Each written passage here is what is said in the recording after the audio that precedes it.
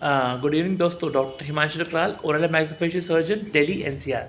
तो मैं कल बात कर रहा था what is rebound vaso dilation in the case of vaso constrictor that we use when local anaesthetic agent.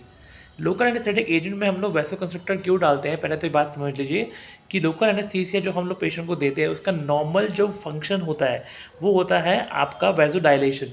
अगर आप प्लेन एलए देंगे तो वो आपकी वेसल्स को डायलेट कर देता है और इजी, तभी हम कहते हैं कि जो एलए वहाँ रुकता नहीं है, तो आपको जो टाइम है, पीरियड है सर्जरी करने का या रूट कनाल करने का, प्रोसीजर करने का, वो कम होता है। और लेकिन हम जो पेशेंट्स होते हैं जैसे हार्ट पेशेंट्स हैं, जो बीपी पेशेंट्स हैं, उनमें हम लोग एडीआर वाला एलए नहीं देते, प्लेन एलए देते हैं। क्योंकि उसमें क्या होता है, उस कंडीशन में जो वेसोकंस्ट्रिक्टर है वो आपके हार्ट पे लोड डालता है, जिसको स्टंट डला हुआ है, जिनका बाईपास हुआ हुआ है, तो उस केसेस में हम सिर्फ अवॉइड करते हैं प्लेन एलए देना।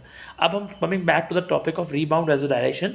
ये क्या होता है, क्योंकि जो वेसोकंस्ट्रिक्टर आपके एपिनेफ्रिन या फिर जो भी हम एड्रेनालिन एडेड होता है लोकल एनेस्थीसिया के अंदर, वो जब आप एडमिनिस्ट्रेशन ऑफ एलए करते हैं तो एलए करने के बाद वो उस टाइम के लिए तो वेसोकंस्ट्रिक्शन कर देता है, लेकिन जैसे ही लोकल एनेस्थीसिया का इफेक्ट खत्म हो जाता है तो बॉडी का खुद का एपिनेफ्रिन जो बनना चाहिए वो नहीं बनता। तो जब वो एपिनेफ्रिन नहीं बनेगा या एड्रेनालिन नहीं बनेगा तो बॉडी का जो वेसोकंस्ट्रिक्शन वाला जो फेज़ है वो नहीं होगा, और इसलिए वेसल जो है डायलेट हो जाती हैं। तो इसलिए आफ्टर प्रोसीजर जब हम ब्लीडिंग देखते हैं पेशेंट की, इर्रिस्पेक्टिव ऑफ कि पेशेंट को कोई बीपी नहीं है, डायबिटीज़ नहीं है, मेडिकली कॉम्प्रोमाइज़ नहीं है, वो इसीलिए होती है क्योंकि वो रीबाउंड वेसोडायलेशन होती है ड्यू टू द एड्रेनर्जिक और epinephrine mix vasoconstrictor of local anaesthesia. इसे बोलते हैं हम रीबाउंड वेसोडायलेशन। Thank you.